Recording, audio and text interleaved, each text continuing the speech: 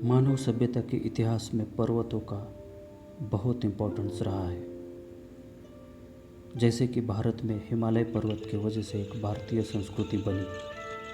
हिमालय की वजह से गंगा यमुना और गंगा यमुना का बेसिन बना, जिसमें भारतीय संस्कृति का उदय हुआ। दुनिया में बहुत सारे ऐसे माउंटेन्स हैं जहाँ पे अलग अलग सभ्यताएं बनी और वक्त के साथ बिखर भी गई। एशिया में ऐसा ही एक माउंटेन है, अल्ताई माउंटेन, जो रशिया, कजाकिस्तान, चाइना और मंगोलिया के बॉर्डर पे है। ये माउंटेन छोटा सा है, हिमालय के लगभग 1/3, तीसरा हिस्सा। लेकिन इस माउंटेन में ऐसे लोगों को जन्म दिया जिन्होंने एशिया का पूरा इतिहास ही बदल दिया।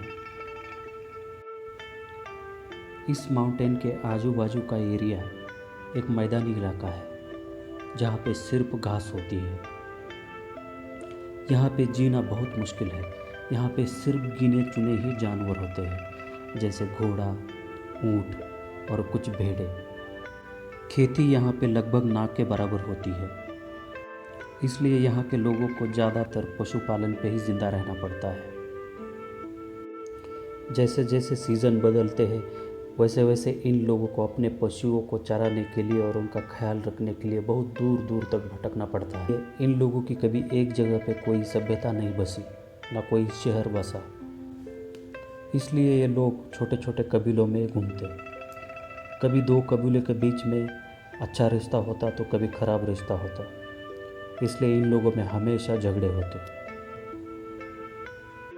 जीने की ज़रूरी चीज़ें इकट्ठा करने के लिए इन लोगों को बहुत दूर दूर तक भटकना पड़ता है। इन लोगों के पश्चिम में ईरानी सभ्यता और अरबी सभ्यता थी, जबकि इन लोगों के दक्षिण में चीनी सभ्यता थी। ये लोग इन लोगों को नोमैड्स, लुटेरे समझते थे और अपने एरिया में इन लोगों को आने नहीं देते थे। ऐसे सैकड़ों सालों तक इन लोगों को उन्होंने रोक के रखा था।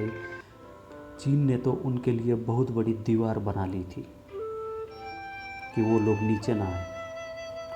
सारी दुनिया में अलग अलग जगह पे सभ्यताएं डेवलप हो चुकी थी, लेकिन इन लोगों को ऐसा लगता था कि जैसे जानबूझकर सारी दुनिया ने इनको मिल के अलग थलग फेंक दिया।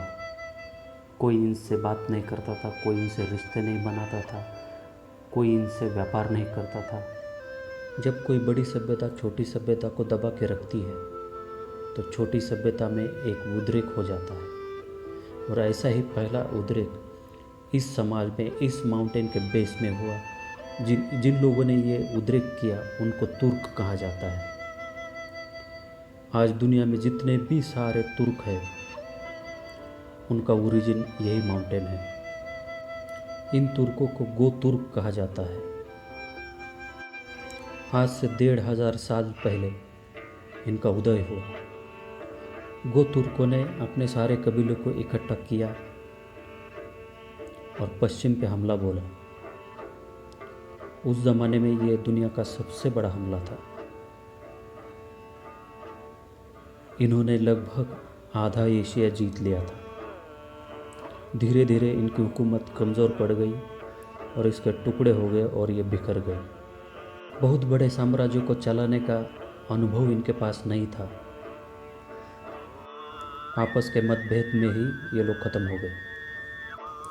गोतुर्क लोगों का साम्राज्य ख़त्म होने के बाद लगभग 700 साल तक अल्ताई माउंटेन का सारा एरिया अंधकार में चला गया। कहते हैं कि लोग अल्ताई माउंटेन में जाके अपने पुराने वैभव को वापस पाने के लिए प्रार्थना करते, ईश्वर से मांगते कि हमें कोई ऐसा व्यक्ति दे दो, हमें कोई ऐसा राजा भेजो जो हमें दुनिया में वापस अपनी जगह पर रखे, हमें सबसे ऊपर रखे। कई साल, सैकड़ों साल प्रार्थना करने के बाद उस माउंटेन ने उनकी बात सुनी और उसके आजू बाजू में पश्चिम में एक लड़का पैदा हुआ जिसका नाम था चंगेज़ खान। चंगेज़ खान ने अपने सारे कबीले को इकट्ठा करके एक ताकतवर फौज बनाई। पहले दक्षिण में हमला करके चीन को जीता और फिर पश्चिम में हमला करके ईरान, इजिप्ट और यूरोप तक धावा बोला। चंगेज़ खान ने दुनिया का सबसे बड़ा एम्पायर बनाया। उसका एम्पायर जापान से लेकर यूरोप तक फैला हुआ था। इस साम्राज्य के बाद दुनिया पहले जैसी नहीं रही। दुनिया हमेशा हमेशा के लिए बदल गई। चंगेज़ खान ने पूरी दुनिया बदल दी। आज भी लोग इस माउंटेन पे पूजा करने के लिए जाते हैं। लोग मन्नतें मांगते हैं और आज भी उन लोगों को ये विश्वास है कि दिल से मांगी हुई चीज़ इन्हीं पहाड़ों में मिल जाती है। चाहे वो दुनिया ही क्यों ना मांगो, आपको दुनिया मिल जाएगी। ऐसे ही इंटरेस्टिंग वीडियो के लिए इंडिक मॉन्क चैनल देखते रहिए। सब्सक्राइब कीजिए, लाइक कीजिए और शेयर कीजिए। Thank you.